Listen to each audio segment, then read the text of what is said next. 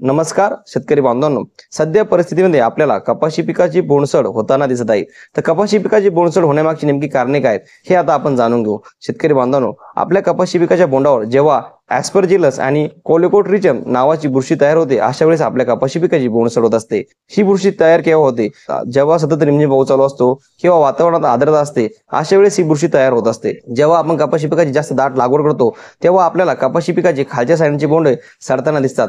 याचं कारण की जेव्हा सतत रिमझिम पाऊस असतो किंवा सकाळी सकाळी धुके पडत असते, तेव्हा सकाळी पडलेले दव किंवा सतत पडलेला रिमझिम पाऊस किंवा वातावरणात असलेल्या आर्द्रतेमुळे जे बोंडाच्या खालच्या साईडचे जे कपाशी पिकाची जे खालच्या साईडची बोंड असते, रिमझिम पडणाऱ्या पावसाचे पाणी साचून राहते, तसेच दव साचून राहतात।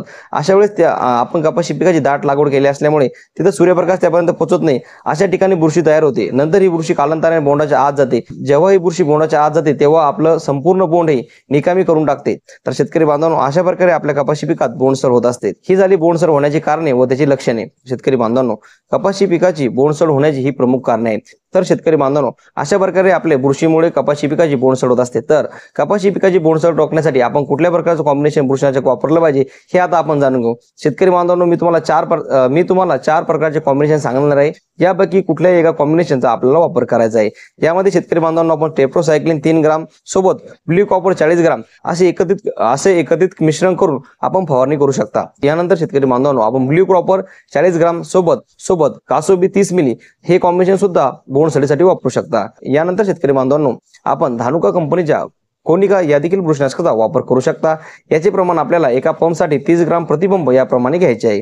यानंतर शेतकरी बांधवांनो, आपण पायरोक्लोस्टोबिन घटक असलेले जसे की BSF कंपनीचे हेडलाईन किंवा सुदर्शन कंपनीचे व्हेलॉसिटी या देखील बुरशीनाशकाचा 30 ग्राम प्रतिपंप याप्रमाणे वापर करू शकता। तर शेतकरी बांधवांनो, अशा प्रकारे आपल्या कपाशी पिकात जर बोंडसड होत असेल, तर आपल्याला फवारणीसाठी वरील सांगितल्यापैकी कुठलंही कॉम्बिनेशन वापरायचं आहे, जेणेकरून आपली बोंडसड थांबेल व आपलं होणारे नुकसान टळेल। शेतकरी बांधवांनो, आपला हा व्हिडिओ आवडल्यास जास्तीत जास्त शेतकऱ्यापर्यंत शेअर करा। आपण जर चॅनलला पहिल्यांदा आले असेल तर चॅनलला सबस्क्राईब करायला विसरू नका। पुन्हा भेटू अशाच एका नवीन व्हिडिओ सोबत। धन्यवाद।